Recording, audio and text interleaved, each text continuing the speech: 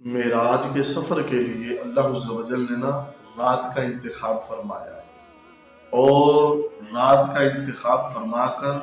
اپنی مخلوق کو اپنی محبوب کا مقام و مرتبہ دکھا دیا۔ رات پوے تے بے دردانو سکھ دی نیندر آوے، درد مندانو یاد سجن دی ستیاں آن جگاوے۔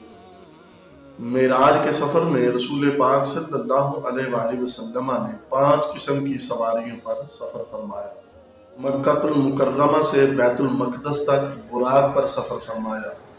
بیت المقدس سے آسمان اول تک نور کی سیڑھیوں پر سفر فرمایا، آسمان اول سے 7ویں آسمان تک فرشتوں کے بازوؤں پر سفر فرمایا، 7ویں آسمان سے سدرۃ المنتہا تک سیدنا جبریل علیہ السلام کے بازو پر سفر فرمایا، اور سدرۃ المنتہا سے مقام کعبہ قوسین تک حضور آقا علیہ السلام نے رف یہ ایک قدرتی تخت تھا،